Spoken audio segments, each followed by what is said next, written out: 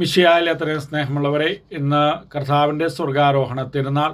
ഇന്നത്തെ സുവിശേഷം മർക്കോസിൻ്റേത് അധ്യായം 16 വാക്യങ്ങൾ 15 മുതൽ 20 വരെ. ദൈവപുത്രനായ യേശുക്രിസ്തുവിൻ്റെ സുവിശേഷം അവതരിപ്പിക്കുന്ന മർക്കോസ് സുവിശേഷകൻ തൻ്റെ സുവിശേഷത്തിലുടനീളം ഈശോ ദൈവപുത്രനായ ക്രിസ്തുവാണെന്ന് വ്യക്തമായി പഠിപ്പിക്കുന്നത് കാണാം.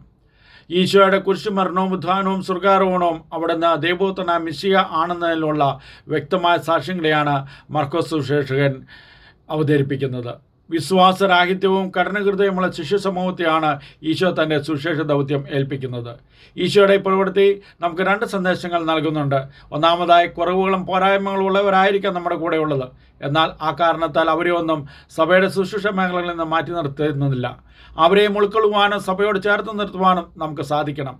രണ്ടാമതായി, സുവിശേഷ പ്രഘോഷണത്തിൻ്റെ വിജയം അടങ്ങിയിരിക്കുന്നത് സുവിശേഷത്തിൻ്റെ ശക്തിയിലാണ്, അല്ലാതെ അത് പ്രഘോഷിക്കുന്നവരുടെ ശക്തിയിലോ കഴിവിലോ അല്ല.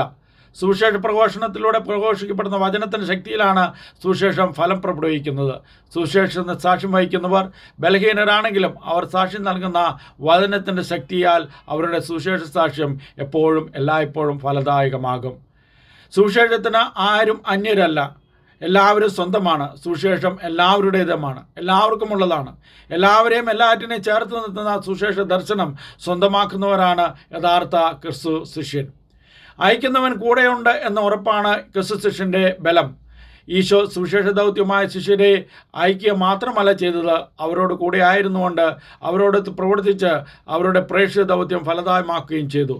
തൻ്റെ ശിഷ്യരെ ഒരു ദൗത്യം നൽകി അയച്ചിട്ട് കാഴ്ചക്കാരായി നോക്കി നിൽക്കുന്ന അല്ല ഈശോ.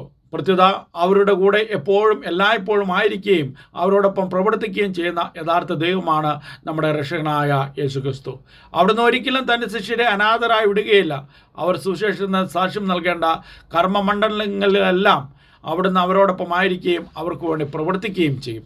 നമ്മുടെ കർത്താവ് ശംശിഹായുടെ കൃപയും പിതാവായ ദൈവത്തിൻ്റെ സ്നേഹവും പരിശുദ്ധാത്മാവിന്റെ സഹവാസവും നാം എല്ലാവരോടും കൂടെ ഉണ്ടായിരിക്കട്ടെ, ഇപ്പോഴും എപ്പോഴും എന്നേക്കും. ആമേൻ.